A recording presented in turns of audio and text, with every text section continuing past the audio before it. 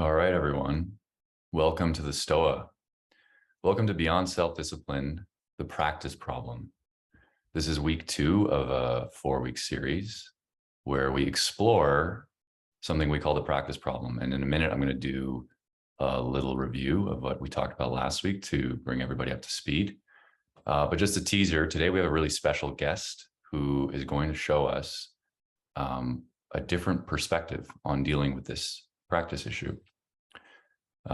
So without further ado, I'm just going to jump in with like 2 slides to get everybody up to speed. So last week, we did 3 things. We introduced this project that Peter and I are working on that starts on September 3rd, called Beyond Self-Discipline. And this is just a 2-week bootcamp for embodying your philosophy. And you'll see how this connects with the theme of this week as well. We also defined the practice problem, and we went into some depth on this, but I just put this little summary that I've come up with that makes sense for me, which is the present day inability to consciously transform ourselves for the betterment of the whole. So another way to put this is everybody knows different things that they could do to improve their lives or to improve their community, etc. But doing those things requires some sort of transformation. And practice is the process by which we transform. And it just seems really, really hard to do that in the modern world. And there are many reasons why. There are many philosophers who are exploring this, and we're taking a very practical approach to it. So with that, we decided to experiment. And last week, we offered a potential solution called the generator practice, which was this idea of one practice that creates this positive feedback loop to lead to other wisely harmonized practices. And a bunch of us committed to a practice for the week, and we tracked it in this spreadsheet. So this is a screenshot from this morning, and you can see there's about 20 people with their generator practices. And you'll notice, this is me right here. You'll notice that I actually had 2 gaps right off the bat. So, on day 2. So my practice was what I call the daemon appointment. So 1 hour a day, I was going to show up to do a creative practice where I write, and I was hoping to connect with the daemon or the muse. And the whole idea is that if you're disciplined with that, then the muse will visit you more. And I wanted to do 2 hours, and I did that successfully for Monday. And then for Tuesday and Wednesday, I was only able to do 1.5. And I'm sharing this because I want to give some sort of insight into this process of iteration, and also to kind of remove some of the shame that comes with spreadsheets, because I tend to feel like judged by them. But this was a nice little thing. So I put a comment here that I got 1 to 2 hours, and Brother Peter suggested that I adjust. And so I did. So I went from 2 hours to 1 hour, and then I was able to continue along with the practice. So I'm showing this example because this is going to be very iterative. And we're going to try to approach this practice problem from different angles. And in a very concrete way, I made a hypothesis that didn't seem to really work with my week. And then I course corrected. Peter, I'm also curious about how your week went, because it looks like you've been executing on your waking up at 6 a.m. practice very consistently. Mm-hmm. Yeah, this week was awesome. Went really well. And I attribute that to consciously waking up at the same time. And I picked this one as my generator practice because intuitively it felt like, I needed to consciously wake up, sort of like owning the day, and to give myself it's like waking up consciously, especially early, it gives you like a container for the day that you can play with, and then you can design. And in the summer, it's difficult for me to have a consistent waking time because there's so much happening.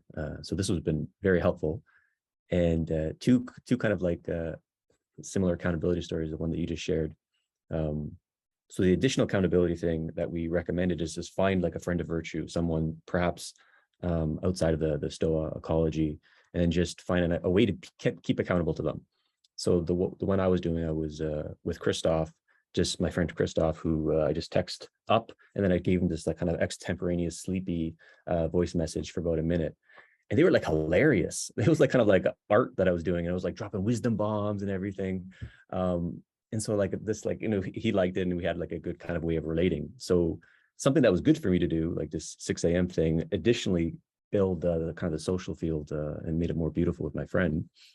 And another thing, so it got challenging to wake up on Saturday. And then this morning, it was like really challenging to wake up because I'm at the family cottage right now. Camille, my wife, and I are here. And I woke up this morning and I was just like negotiating with myself. Oh, should I go back to bed? And I was like, maybe it would make me seem more like relatable if I have like one, like I didn't check mark on the Sunday. And then Camille was in the other room and she was like sleeping in. She says, Peter, wake up, stay up. And she just like, and then she went back to bed. And then just hearing that just nudged me to stay up. And I'm so glad I did, because I had this like awesome journaling session and just like all these insights emerged. And I mentioned that because the more people are aware of your goal and they're plugged into the spirit of why you're doing it, the more they're going to encourage you, the more that social feels in place. Hence the notion of beyond self-discipline. Yeah, I really love that experiment or that example, because when I look at my personal life, the ways in which I've been able to practice difficult things have always had to do with other people supporting me when rationalizations come up. And, we've talked about this in different contexts, but I used to think that was like a weakness, like, oh, why can't I just do it? Why can't I just do these things on my own? Why can't I just say I'm going to do something and then consistently show up? Why do I need accountability? Why do I need, people like Camille? Why do I need people to like prompt me to do the things that I think are good for me to do, And in the last couple of years, both Peter and I have thought about this more as a kind of a feature of human nature as opposed to a bug. Like, we are meant to do things together. We're not meant to be striving as like these pathologically hyper individualist, lone wolf types. And I've learned to accept that and then better leverage, even the word leverage is not the right word, but better use these kinds of group dynamics and things like the spreadsheet, et cetera. And this is all stuff that we explore more concretely in Beyond Self-Discipline, that kind of social element, the group accountability, this idea of digital gangs that you may have heard me talk about before. But it's all in attempts to address the practice problem. So I want to give everybody a chance to reflect a little bit on like those that did this experiment last week with the generator practice. I think it'd be good to explore how that went. And so we're going to do a breakout room for about 5 minutes one-on-one. And if you did the practice, generator practice last week, the question is like, how did it go? And do you want to continue with it, or do you want to iterate? So pick something totally different and new, or tweak it like I did. So go from 2 hours to 1 hour. This is an opportunity to just quickly have a dialogue with someone else about that. And if you weren't here last week and you're coming up with a generator practice, then use the breakout room to start exploring that as well. And after that, I will introduce us to the main speaker today. All right, so I'm going to put people in the 4-minute breakout room now. Welcome back, everyone. I know that was brief, but that's by design, actually, because this is something you can overthink, and I definitely overthink it. So wherever you landed with whether or not you want to continue with your practice or pick a new one or iterate, now's the time to put it in a new spreadsheet. So I'm going to put a link in the chat. And already I can see there's a bunch of people inside it. And just find some real estate and introduce a new practice. And if you think about this later today and you realize, what, that wasn't the one I wanted to pick, if you let it settle for the next couple hours, you can come back and change it because you have until Monday. So yeah, and make sure you do it in the week 2 tab. And you can pick the same practice like I'm going to just wake up at 6 a.m. still, or you can experiment with a new one, or you can kind of tinker with the one that you were doing for week 1.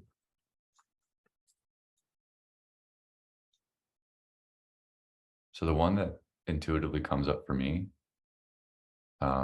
is a really funny practice that Peter and I used to do. I think Peter coined this, called like morning slaps or early morning slaps, where it's you wake up in the morning and the very first thing you do, like as soon as you get up, is you take a cold shower. So as long as you're under the water for 60 seconds on max cold, that counts.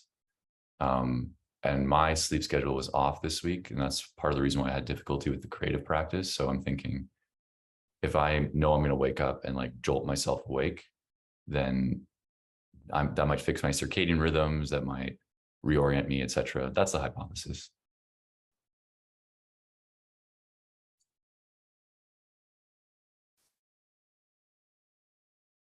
We'll just take a couple minutes to do this, and then I'll cue us in for the next phase of today. And there's also a note section, so you can have an additional form of accountability, find a friend of virtue, and how will you be kept accountable by them. If you're going to the gym, maybe take a photo of the weights and send it to them, things like that. Another thing you can experiment with this week is what they call mental contrasting. So you know what you want to do, but what are the roadblocks or challenges that could prevent you from doing that? Sense into at least one and have a way to mitigate it.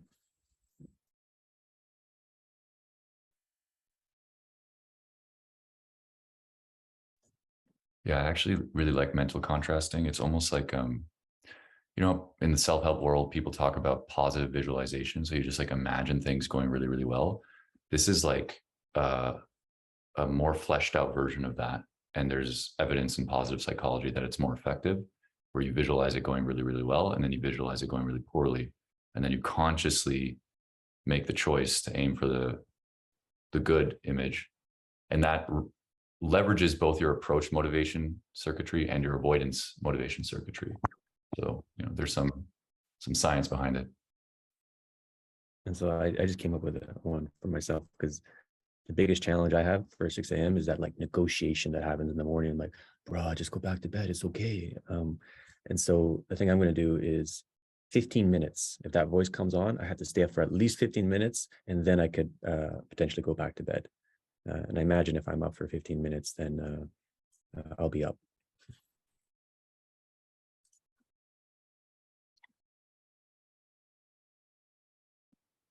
All right, so take another like 10 seconds or so to write what you have in mind. You can always come back to this later today.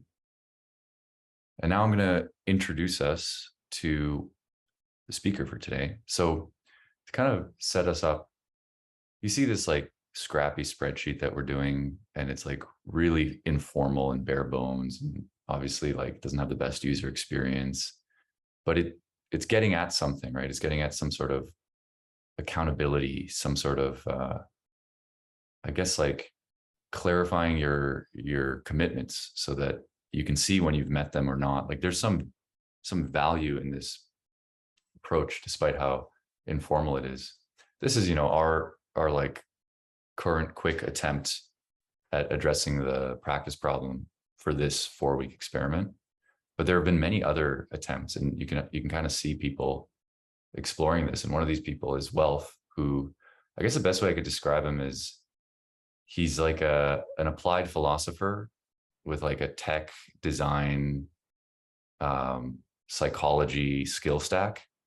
And as a result of that, he founded this company that is using tech to address the practice problem. And so he has a presentation for us today where he's exploring what that looks like. And I'll leave it to him to take it from here. Thanks, Daniel. Could you give me screen sharing access?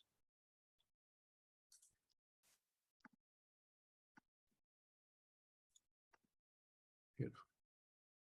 Okay. Hi, everyone.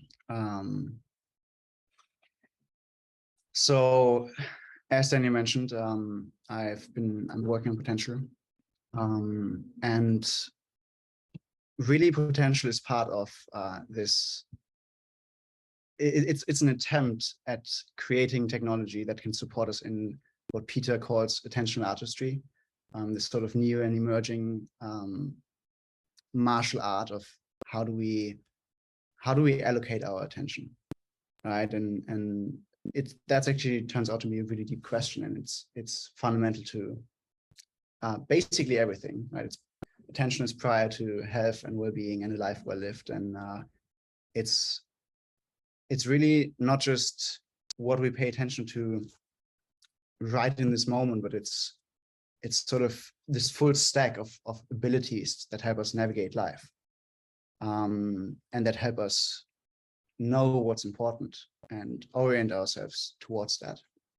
And of course, it's good fashion to open talks with a Daniel Schmachtenberger quote on the store. So to quote Daniel, attention is very fundamental to what it means to be human and what it means to have any kind of sovereignty. So using asymmetrically powerful tools to capture and direct and split test optimize how effectively you're able to capture and direct someone else's attention is trying to put any degree of free will and choice they have under your control for a purpose that benefits you and not them. And I think that's one of the most powerful descriptions of what is happening with the attention economy and persuasive technology and what I call limbic capitalism. So capitalism that is profiting by hijacking our most primitive parts of our biology to get us to do things that we didn't necessarily intend to do and that are not necessarily in our interest. And so my work is centered around this question of how might we liberate human attention by reimagining human-computer interaction in the face of persuasive tech and limbic capitalism and attention scarcity. And there's a couple of different manifestations that takes. One of them is potential, what I want to share with you today. And then there's also things like attention settings. There's some work that we did on what Apple could do to upgrade our attention. There's the Humane Tech Library that we recently put together. And there's deeper philosophical and sort of design principles of what would it take to liberate human attention at scale? And then some more that we might also talk about in future versions. But today, I just want to share some things about potential. And the fundamental design principle underlying potential is this idea of augmented intentionality. So whatever intentionality is, whatever that whatever it means for you to live intentionally and to live wisely, intentionality is this kind of hard to define ability to do the things that you intend to do, right? And to do them over time and to practice being the person that you intend to be.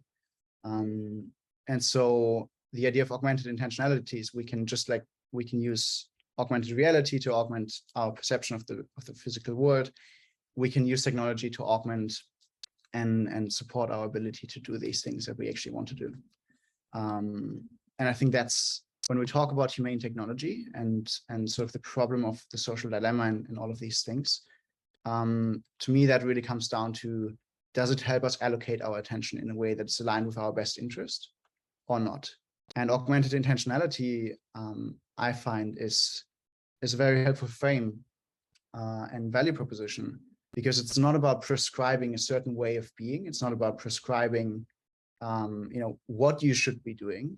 It's more about supporting the quality of attention and the quality of behavior and purposefulness with which you do things. And so that leads to sort of this tagline of potential, which is intentionality supercharged. And the basic idea is that you can use it to upgrade your home screen. So you can set intentions, you can create routines, like your morning routine, like a workday routine, like a wind down routine. And you can integrate these intentions with things that you might want to do with technology. So regardless of if that's playlists,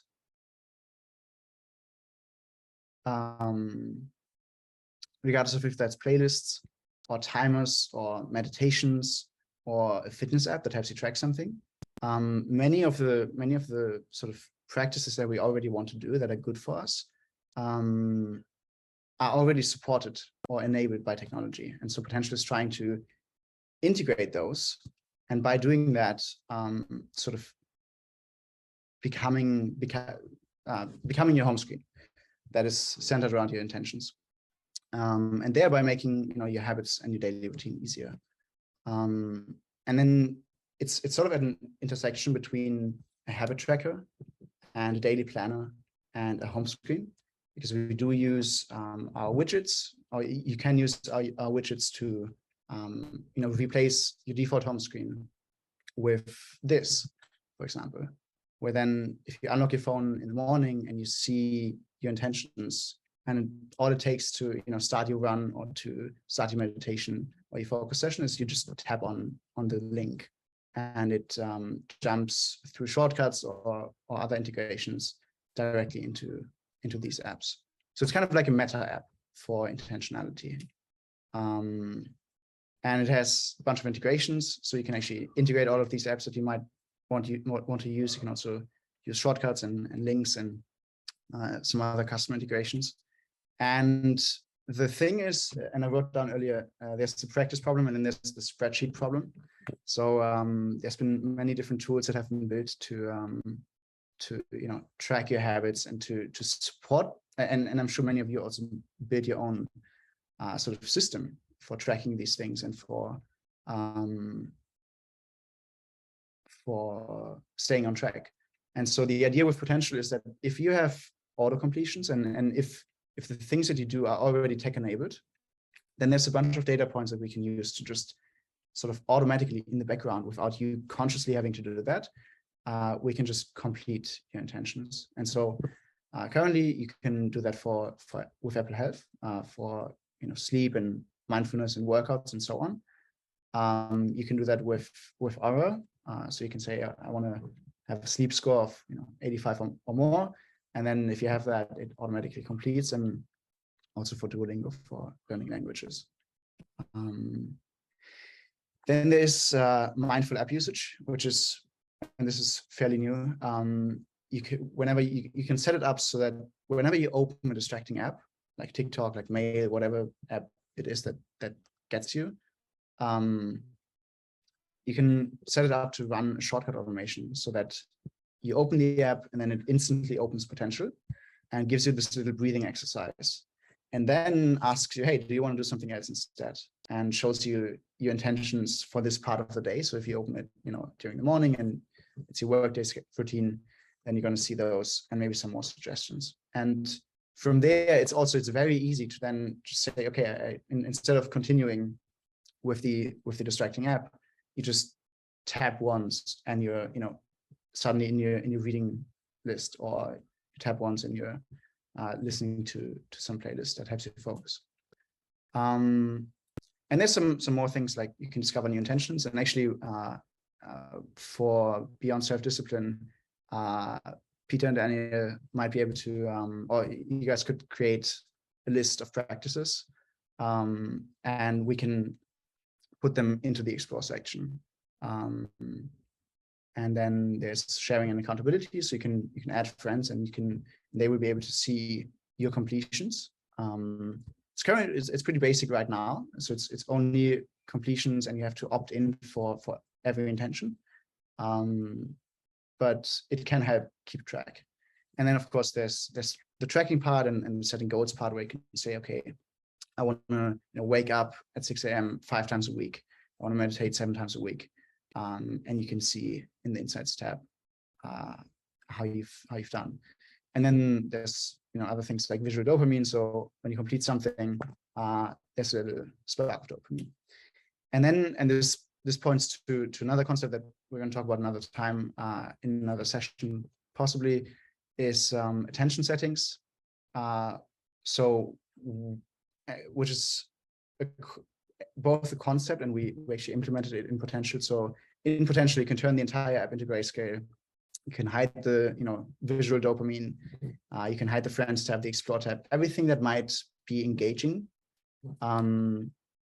You can hide. And of course, in the case of Potential, we believe these things are actually helpful because you want it to be engaging, and you want it to be sort of helping you keep on track, and these things might help with that. But of course, in the case of other apps, if you would be able to turn these things off, then that gives you more agency, right? Because they're not necessarily aligned with what you want to do. And really the and I guess we'll talk about that with Daniel. One of the core ideas behind potential is this radically better ways of living are within reach, right? So there's the role of technology, but then there's also all of these practices that that can be tremendously transformative and that are basically free to do, right? And that just take our ability. The only thing that they require, the only thing that it really requires to meditate is to work out and to read and to educate ourselves and to practice our crafts. All that it takes is our ability to do them. And I think it's possible to make technology that is really good at helping us do that. Yeah, and you can download Potential at potential.app, and I'm going to make sure that you guys have some promo codes or some free trials for the Beyond Self-Discipline participants. Yeah, that's Potential. Welf, thank you so much. That got me really excited because, I mean, I'm familiar with your work, but every time I re-encounter it, I'm reminded of that like second or third last slide where radically, how'd you say it? Radically better ways of living are within reach. Yeah. Yeah. And so I think, I guess my first question for you then is, in the spirit of mental contrasting, I'm going to define this like hellish future that we seem to be headed to based on the way technology is persuading us today. And then I'd like you to paint the picture of this beautiful vision of this radically more transformative, augmented intentionality type future. So I'll start with the negative. I guess the first thing that comes to mind is like this idea of a dark pattern. So I remember the first time I tried to delete my Facebook account and how much pain I had to go through to do that. You know, I had to like find some like setting underneath like 17 nested settings in some like arcane part of the settings flow. And then I had to like go through like 6 different like prompts. And then I had to like type delete. And then they said, okay, for the next 2 weeks, it's deactivated. But if I was tempted to log back in, just because like, you know, I was still addicted or something, then it would reactivate and I have to start the process again. And like they did everything they possibly could to make it impossible or as difficult as possible within some sort of like vague ethical bounds to delete your Facebook account. So there's a dark pattern. And when I think of a dark pattern, I think of what might a light pattern look like. But let me just emphasize how bad this can get. I remember somebody was telling me about this TV show called Altered Carbon, which I've never seen, but it's about this like dystopian, you know, future. And there was one thing he said about it that really stuck with me. He said in this dystopian future, that AI has gotten so good at hacking human intelligence that wherever there are ads or like AI run processes in the city, humans just learn to avoid it because they know they can't fight against it. So they had to like hide basically. And that to me is like, it seems like that's kind of where we're headed, you know, like the metaverse and like all these ways of like limbic hijacking, etc. So I feel like the stakes are high. I feel like with the dark patterns and all this stuff, we're on like a descent with the way technology is persuading us. But maybe you can paint a picture of the light patterns, the positive vision of the future. Yeah.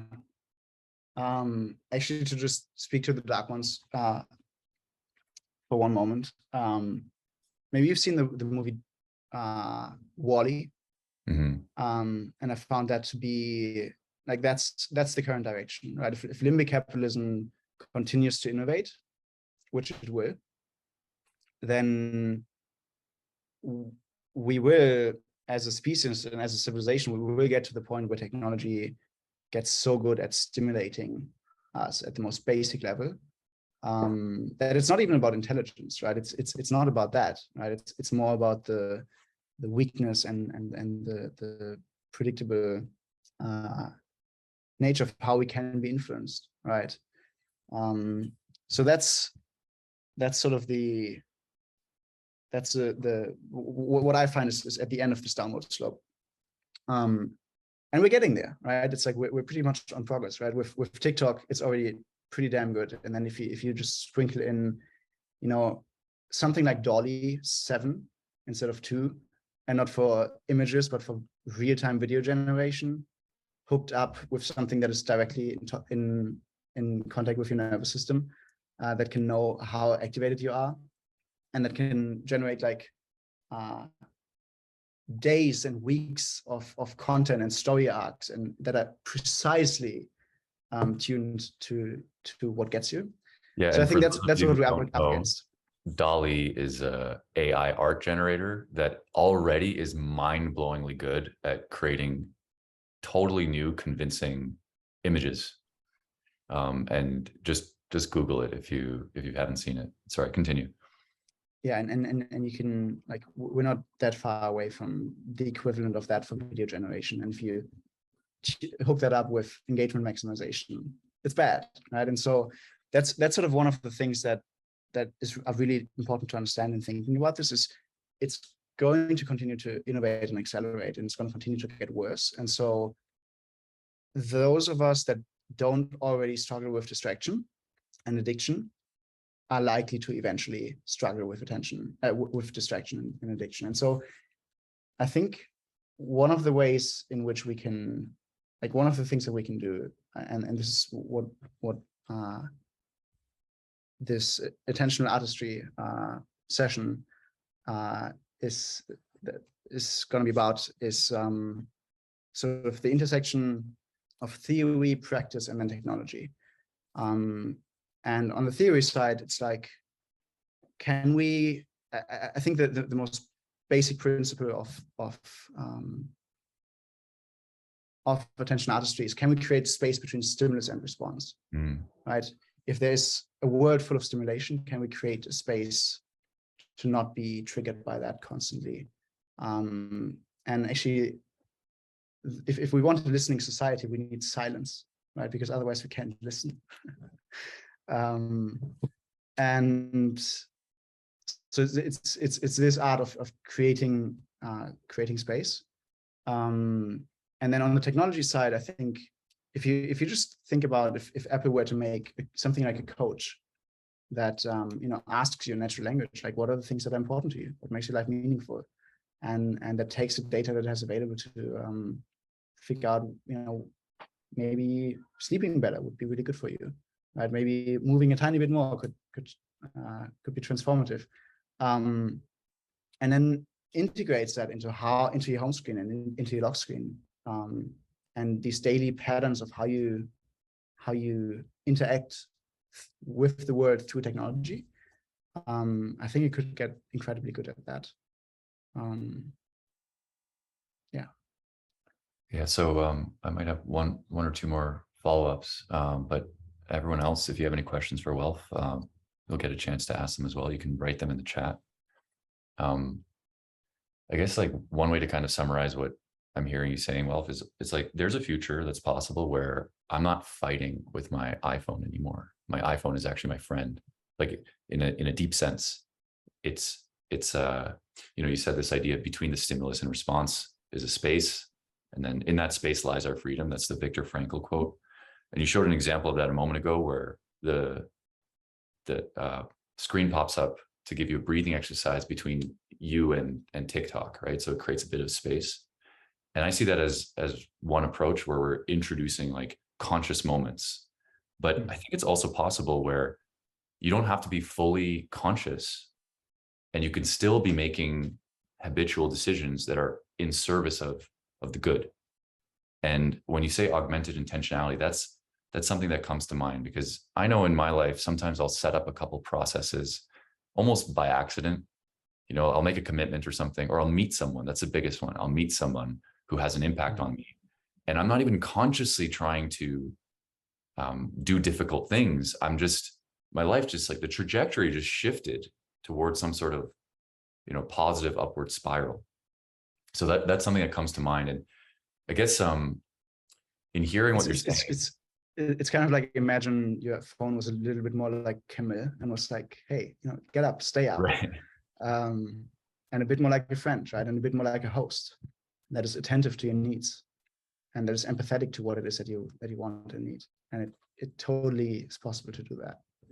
Or you had a social media platform that wasn't encouraging like trafficking in like image status prompting images or status anxiety like Instagram and like FOMO, but instead encouraged this sort of like mutual support and betterment. Like a social media platform like that could definitely exist. It's just the current economic incentives are geared towards something much worse. Yeah, so I think I'm going to try to kind of like modify the practice problem framing in light of some of the stuff you introduced, because you really put this emphasis on attention, and attention is almost like more elemental than practice. It's like before practice. And because we live in a limbically hijacked modern world, maybe the root or one of the key roots for the practice problem today has to do with attention, as opposed to some of the other stuff these philosophers are exploring. So if I were to rephrase it, then practice is almost like the conscious, recurring allocation of attention for positive or just self-transformation, basically. And so I'm curious how you think about practice. Like maybe you can riff on what I said.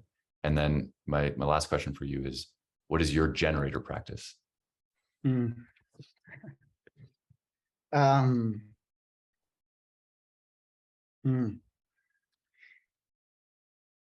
I think it's true what you said. Attention is prior to practice, but it's also, as I said, it's like it's this full stack of abilities by which we navigate life, right? And it's also what we pay attention to is what we value, right? It's sort of this combination of time and energy, and the direction of or like the directing of our life energy, right, and time.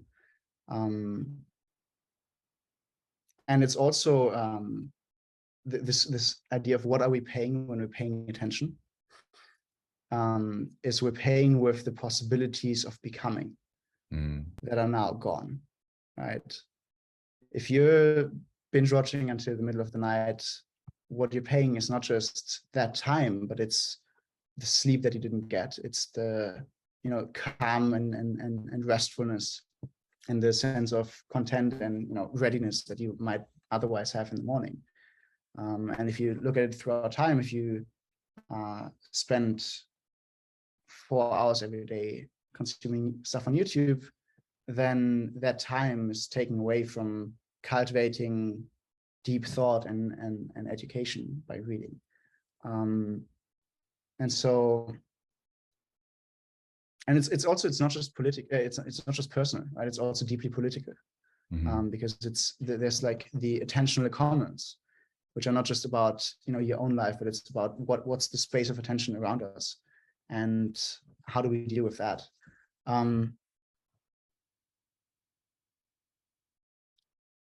Yeah. And I guess my generator practice, and we talked about this earlier in the breakout session, is I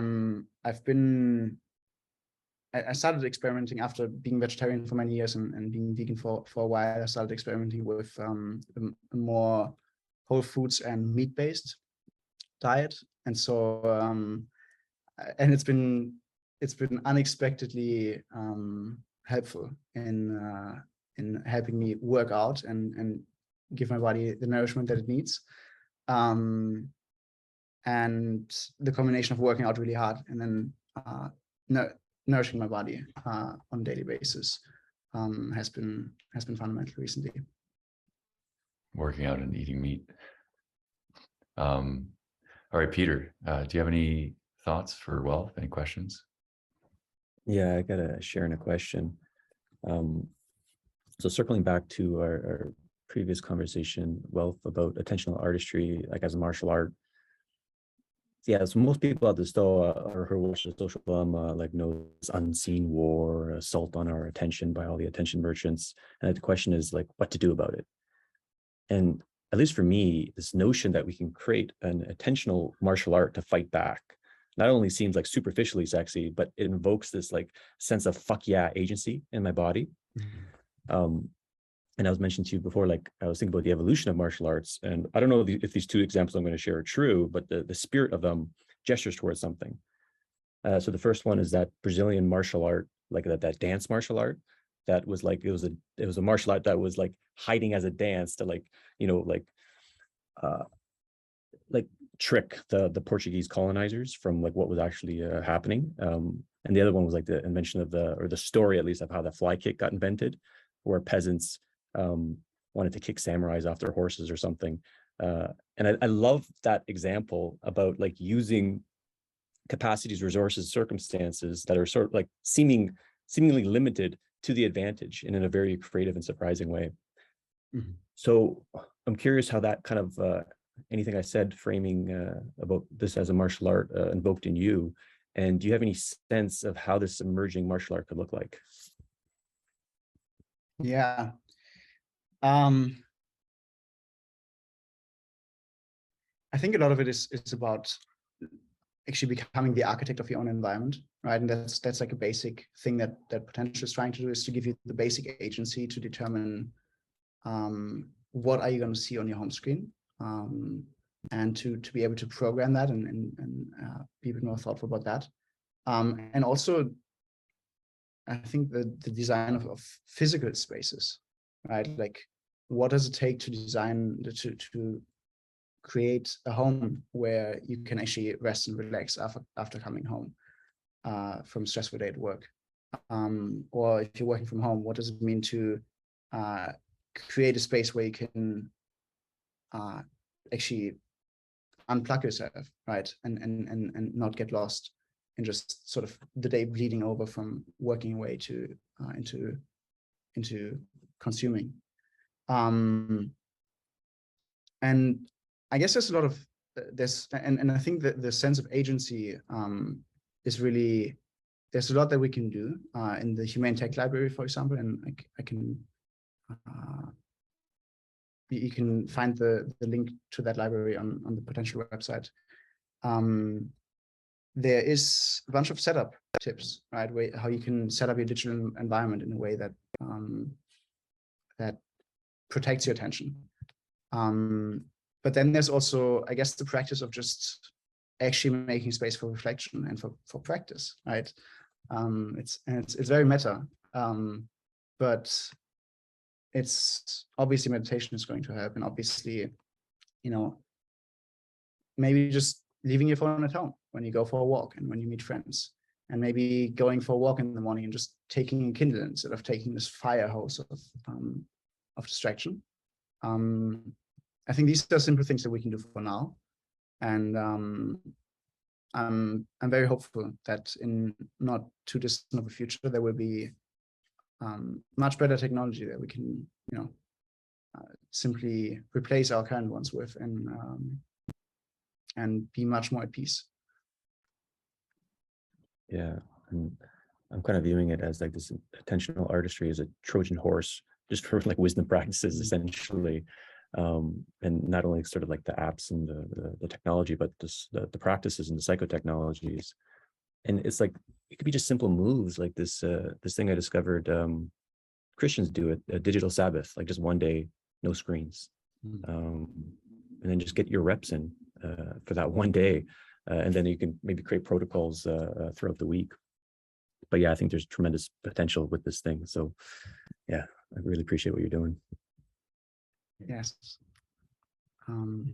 Yeah, and also with the library, we're starting to collect these practices and these setup tips.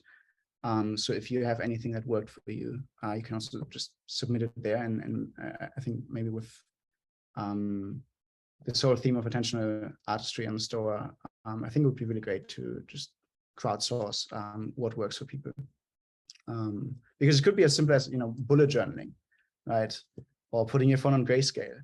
And it's sort of ironic that we have these massive, you know, this massive technological industry and apparatus on one end, and then on the other hand, it's like, oh, you can meditate, you can put your phone on grayscale, and you can, you know, use a bullet journal, but it works, and it's maybe the best that we can do for now. And Daniel, maybe if I just jump in, like, and the thing that Welf might be coming back to the Stoa in the fall to do a series on attentional artistry. We might bring all these big names in, and then the idea is to kind of perhaps have like a hackathon to develop this martial art together. So I'm super excited about that. Yeah, so let's take some questions from the group, so you can raise your hand. I'll just share one quick thing that came up while people are doing that. This idea of a martial art, I realized that, okay, there's like these negation practices, like put your phone on grayscale or leave your phone at home. But like, what's the equivalent? So that's more defensive. What's the equivalent of something like more like a right hook, like if we go with this analogy a little further? And what is the thing that, to train a right hook, you got to like be in the gym on a regular basis. And the closest thing I could think of in my life is it's very simple, but it's box breathing. And it's something I did a long time ago. It's where you breathe in for 4 breaths, hold for 4, breathe out for 4, hold for 4. And I don't know when I started doing this, but I've done enough of it throughout my life that sometimes when I catch myself like drifting, or like being pulled in by something or losing my intentionality, I'll notice my breath starts to go back to this box breathing pattern. And then I kind of like reground in basically, like 20 seconds. So maybe there's certain things like that you can embody, just like going to the gym and punching the bag, etc. Okay, Shayla, you have a question. Yeah, it's a little provocative. I hope it'll be okay. But I'm someone who's really interested in working less with symptoms and looking more at what the causes of all these wicked problems we're facing are. So first of all, I want to say how much I really appreciate that you're facing into courageously what's happening to our collective attention, because so many people aren't doing that, and I'm really touched. And I noticed that the voices that we're hearing are all young, white, and male, and that creates a certain energetic in the space. And my attraction to this whole collective beyond self-discipline has been the beyond part, and the fact that we're not colluding with the conditioning in our culture about trying to do things ourselves, which for me is a big part of the problem. So when I look at that rampant addiction to technology, every time I step outside my house, I see it. And what I feel when I watch people like literally crossing the streets without being able to put down a cell phone is this incredible sense of isolation and separation, and the need, the desperate, like all the activation in the nervous system that happens because of that.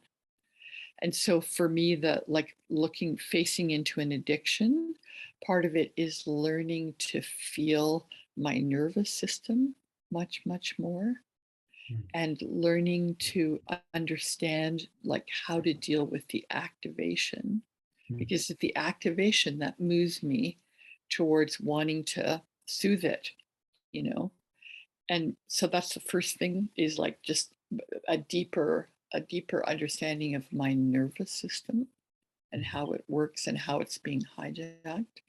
And also just, it feels to me like a more relational approach is inherent in the medicine for this problem, right? Like, and I'm not hearing that so much here. It feels like, using an app on my own feels almost like part of the problem rather than the medicine for what we're looking at. So I'd just love to hear from you three about that. And thank you for, letting my voice be heard. Thank you. I really appreciate that. And actually, yeah, it's a great prompt. And I think it's really worth saying that I don't know what the right answer there is. And I have two sort of competing hypotheses.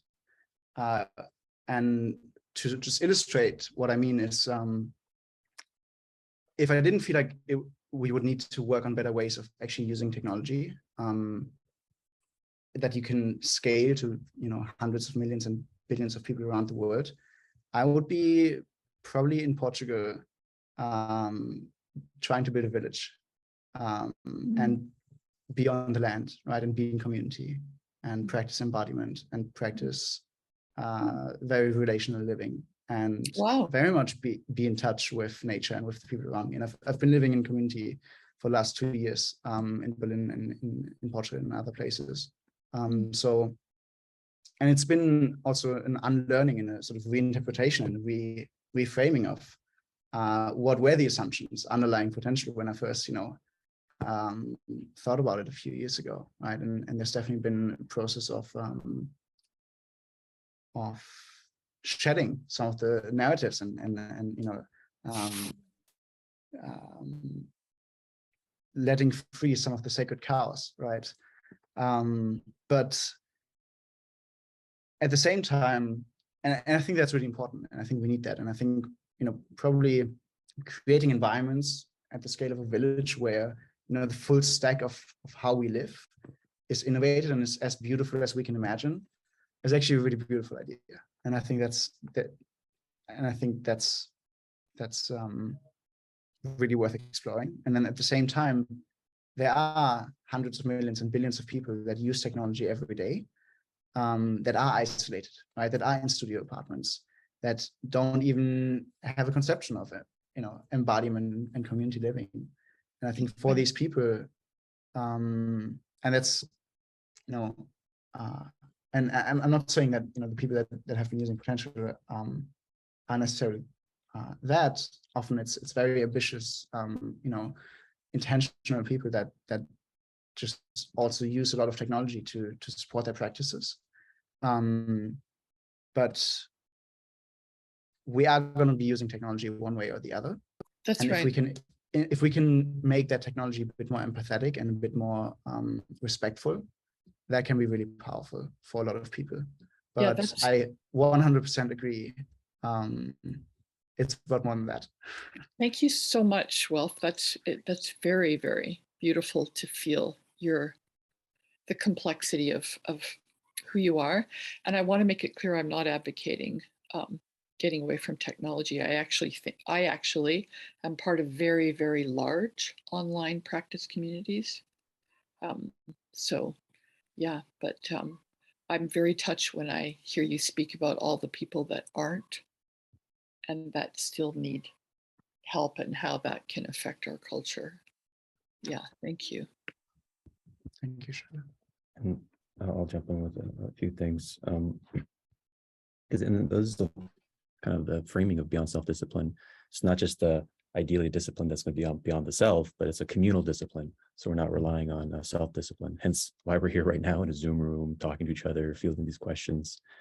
And I think, like, ideally for the beautiful world our hearts know is possible, as Charles Eisenstein likes to call it, we would be in some kind of communal setting, practicing together, just living together. Or next best thing is probably some kind of monastery like the monastic academy. But for most people situated in the weeds of modernity, we don't have the luxury, and perhaps it's not wise for us just to jump and go into some kind of intentional living experiment or a monastery. So we have to deal with kind of technology and things like that. And I think there's limits to like habit trackers and stuff like that. So I don't think it should be seen as a panacea.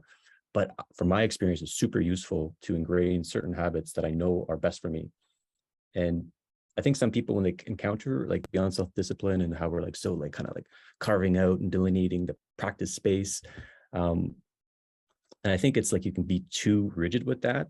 But like in order to even practice some of these capacities, like collective presencing, for example, it's like someone needs to schedule that in. Someone needs to set up the Zoom account for it. It needs to like be put on a website. And then you need to actually go to it. So it's like having that container, that practice, kind of like delineating what the practice is important in order to kind of like embody the capacities that could be transferable outside of that practice container. And then habit tracking apps are quite useful for that, just at least initially getting it started. Danny, I don't know if you had anything you wanted to add to that. Yeah, just going to share my personal opinion on this. I'm really, like, I have a tech background and I don't really like apps. I really don't want another app, right? That's my general kind of bias against seeing stuff like if I didn't know Welf and I didn't know the thought behind it, I'd immediately have that bias, because it seems like apps are the problem. But the one thing that I'm persuaded by is that the one thing that technology is really, really good at is scaling. And right now it's scaling dark patterns. Right now it's just en masse, like people are being pulled into the opposite of intentionality. So perhaps as a scaffold on the way to this more beautiful future, the more embodied future, the less, modernity kind of induced Apollonian containers. I like that Kevin said that future. Maybe we need we need an app on the way, or maybe some people would benefit from that. That's kind of how I'm looking at it. If I can just add one more thing. And again, Shelley, I think this was a really beautiful prompt. I think there's something about this that can be a Trojan horse, where like intentionality is this weird thing where, everyone has something that's important to them. Everyone probably has some should or some want that they realize, oh, maybe I should work out more, right? Maybe I want to do more of this. And so if you can make technology that is accessible to hundreds of millions of people, that helps them do that, and that helps them deepen that process of intentionality, that helps people graduate from their aspirations, right? That helps people, and just looking at my own life, it started out with, I want to work out, and I want to, meditate, and I want to read, and then it deepens, right? Your sense of who you want to become, and why, and what wisdom is, and what it will mean for you to, live well. That deepens as you actually get to do that. But if you're bottlenecked by your inability to do things because you're addicted to watching YouTube and scrolling and all of these things, you never get to graduate, right? And so if we can make technology that wherever people are helps them do more of what they want to do, that can be a Trojan horse for at scale, helping them realize more of what they actually want. Yeah, and I just want to really appreciate, the recognition in this space of that our society is moving towards a heavy relationship with technology that is an addiction. Yeah. Thanks so much for your question, Shayla. I think we'll have time for one or two more. Laura, I know you had one in the chat.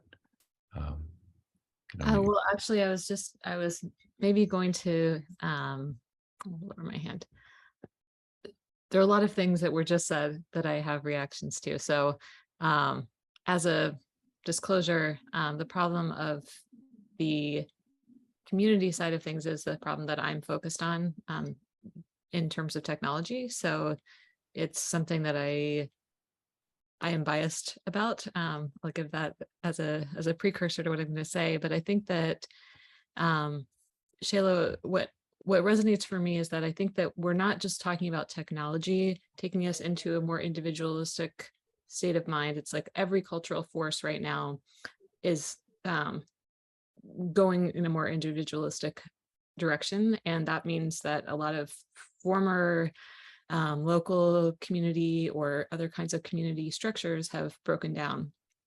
And instead of having online things or, the technology replacing that with something that is still meeting those kinds of human needs, we're replacing it with something that's actually like junk food, right? So it's giving us a sense of quote unquote connection through those kind of more superficial things like Daniel, you're suggesting about status, like, I'm getting a sense of belonging because I'm not being canceled or something, not because I have a deep and meaningful connection with other people. And what's interesting is that in terms of things like goals and productivity, it's far more effective to be in community and like have deep relationships with other people who are doing things in a successful way than it is to do any app. And so I think even suggesting that, I think what resonated for me is like, it's not like we get better at doing these things and then we get healthier. It's not like we get better at doing our gym going and then we get healthier. In fact, it's the opposite of, we get into connection with other people who are similarly, have a similar mindset, and then we just naturally start having these other kinds of behaviors emerge. And if you actually look at your own life, it'll usually support this, that it's not something where, you know, you just happened like to be on an island somewhere thinking, I need to go work out. This comes from having other people around you who might be doing this, or who are thinking about ways to, you know, that they want to be better at being human. And so anything we can do that puts that first, I think, is a more effective route.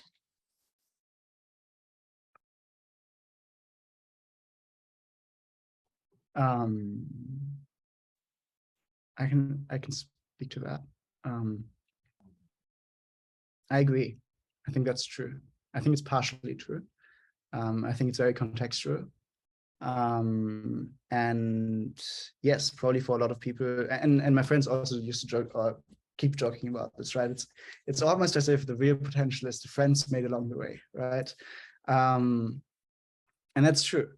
And being in a community that values, you know, embodiment and physical exercise, you will inevitably practice embodiment and physical exercise.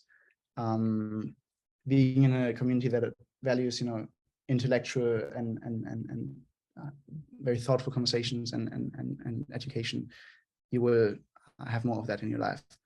And then at the same time, a few years ago, I was living in Berlin, not in community, but in a studio apartment, and I was broke and kind of frustrated and isolated. And I had people in my life, but I didn't have the people in my life that I actually felt very connected with. And in some way, you know, obviously loneliness is a huge global problem, right? So it's like, sure, we do need more community, but then at the same time, cleaning up your own room, right? Taking responsibility for what you do and doing what's within your circle of responsibility to increase your capacity, right? And to become more educated, more present, is for many people what maybe is the only thing that's available to them, right? And I think especially for young men around the world, that's a very viable way out of gaming and addiction and fast food and porn and all these things. And I think that's important, but it's obviously not all of it. That makes sense. Yeah, I think that it is. I mean, my story is that the more that I both do personal responsibility and am in community, you know, the more my life becomes what I want it to be. So I agree with you. And just noting that, I mean, I think young men are in this scenario where culturally young men are the most vulnerable to the messages of individualism and like, you should be responsible for this yourself. And in some ways telling them that they're responsible I may really resonate for some of them, but it might also have a kind of an unintended negative effect if they don't feel they can do it by themselves.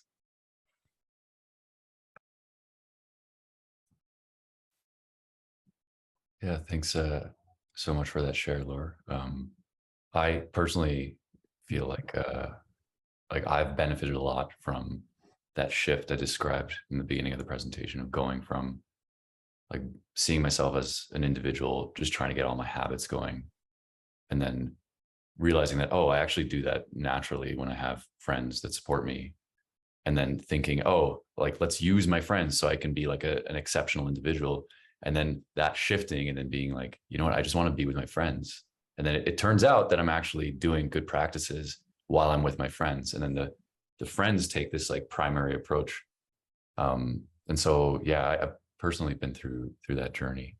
So I think we'll have time for one more question. This has been very rich. And Mark, you had your hand up. Maybe you can take us home. Yeah, sure. I'll try to keep it brief. This conversation has been amazing from everybody. The questions, the responses. I'm super grateful to everybody. It's interesting. I mean, I guess this kind of thematically comes in, but I was kind of thinking of this idea of the coaching problem, maybe, where I feel like I have two phases of my life, but there, in the first phase, I was trying a lot to be disciplined and very self-disciplined, not very in a group, and I had all these tasks and plans, and did I do everything? And I really kind of went off the cliff productivity wise, like trying to be very productive and doing everything. And what was more important than following habits was like my how. Like, what is the how at which I'm doing things? Is there self-love? Is there patience? Like, when I would fail to do the things I planned to do, what was the coaching? Well, maybe my body was resisting that. Like, maybe I'm trying to run off a cliff and do something which is not actually what is good for me. Maybe I don't need to work out 7 days a week or even 6 days a week. And I contrast that to the way I do things now. It seems a lot more like organic, and like if a practice comes up, it's not because I read and like, oh, I should be doing that. It's just like I'll only really do anything which comes up organically. And I bring this up, maybe community addresses this. Like, if you see somebody in your community like being hell-bent about things and chasing after things, maybe someone in the community can say, hey, Mark, like, you need to chill. Like, that's not good. But I'm kind of curious. I call it the coaching problem. Like, if I had a coach, maybe they could have mirrored me and we could have explored things. And in a way, maybe the routines I was trying to establish would be an entry point for a deeper, something like a deeper exploration. Because I had the willingness to grow and improve, but the way I was doing it was wrong. So I'm just kind of curious. Like, in a way, I feel like you have the app. It's amazing for someone who like is healthy and wants to do it and is doing it correctly. But if they're like, it could very much be a tool for the wrong activities without some guidance or feedback. So I don't know, I'm curious, some thoughts on, something like coaching or feedback kind of thing. Yeah. I do think coaching is ultimately the thing that the shape that this will take, right? And I think coaching in a way that is embedded with these choice menus, right, and with this choice architecture, 100%. And it's ultimately, it's like what's on the other end of this spectrum, where on the on one hand we have TikTok and Wall-E. I think potential is more like a step into this direction. It's nowhere near where this could go and how good we could get at it. So yeah, a coaching that both helps you inquire into what's important to you and what your potential is, and what your unique contribution is, and what a life would look like that is an expression of that. And then sort of helping you find clarity on all the levels in between of like, what are the specific aspirations, what's the strategy, what's the day-to-day practice, and how can you design your environment in a way that aligns with that. I think all of that is coaching, and I think all of that is, you can spend $1,000 a month on life coaches to have you do that, but that's not going to scale, right? That's just like not available to most people. And so that's actually where I'm very hopeful that if we really take this idea of augmented intentionality to its conclusion, we're going to end up with a phone that has a life coach embedded into it that is really wise, that knows your daily choices, and that can, not just like a friend, but like a coach, make suggestions and also talk to you, right, in a way that is effective and that lands with you, and take all the elements of an actual coach and just embed that into technology that is not trying to keep you on, but just helping you figure out what it is that you need and what it is that you actually want and that you want to want, and then help you do more of that. And if we can do that for 1 billion people, that would completely transform the baseline of human health and behavior, right? Like if you can empower people, because like living effectively and living successfully, whatever that means, living wisely, that's like, in this room, it's like, sure, we aspire to that, and we have some sort of basic skillfulness in doing that, and we've struggled to get to that, and so on. But for hundreds of millions of people, these are not even concepts, right? And so if you can give that sort of capacity at scale, I think that I'm very hopeful that can not just protect us from limbic capitalism, but help us find another level of health and wisdom altogether, and fitness ultimately, to evolutionary fitness to the world that we live in, and be able to meet the moment. I appreciate you articulating that vision. I mean, in a way, I think a force like that can be a counter at scale. You're not overnight going to have 1 million incredible life coaches available to everybody to be, that would be awesome. But to create these tools at scale, this seems very powerful. And the thing I'll add there, and one thing I really like about Welf is that he's very artful in guarding his premises. He doesn't fall into the caricature of like, I have an app and it's going to save the world. Hence why he's here collaborating with something like Beyond Self-Discipline. And Beyond Self-Discipline, it's emphasis is to cultivate friendship of virtue. And the way Daniel and I hold a friendship of virtue, it's like a life coach and a therapist and a philosopher all rolled into one, oriented to what is good, true, and beautiful in the relationship. And one thing that came up is this idea of shame. And this is why I really love AJ Bond's work on shame, because you can have an ecology of practices that's just based off shame, which is basically like not feeling good enough to be at the Ty and Laura's thing, not to be good enough to be in community and to be loved. So I have to be better in X amount of things in order to receive that love. And that can work. That could be fuel, if you want to bootstrap yourself, but it doesn't lead to a beautiful life, in my opinion. And it's kind of the other thing I'll add there is that certain practices for me were really shame induced when I was younger, like working out. I wanted to look good naked because I wanted to be better looking, so people would love me or whatever.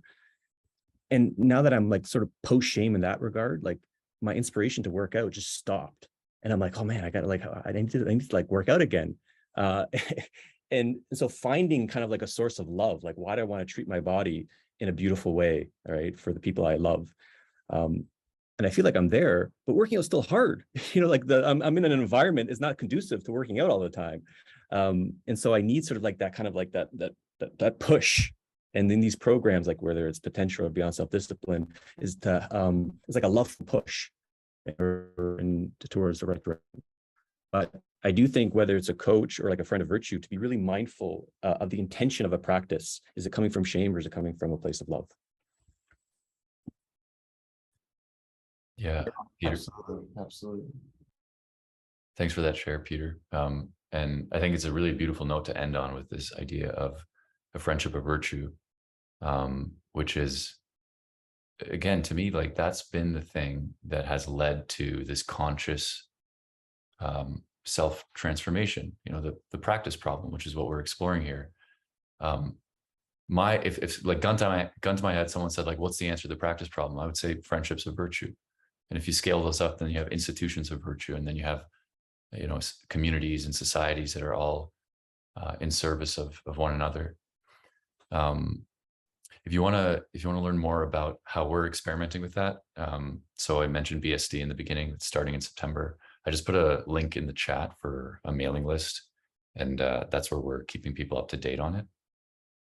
But with that, I just want to thank Welf for sharing his work and for fielding these amazing questions. I want to thank everybody for showing up and sharing their perspective. Yeah, thank you for having me, and thanks everyone for very thoughtful questions. And I hope there's going to be more. Yeah. Awesome.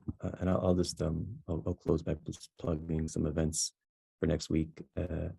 We have Rebecca Fox doing Ritual Studio at the Stoa, second part of her series where she's creating bespoke rituals for people. And I really think people's ritual game, that's an amazing practice. And then speaking of coaching, Unique Bird is coming in for a 4-part series on collective coaching. So we're going to have like this coaching theory, coaching modality at the Stoa for 4 weeks, which should be awesome.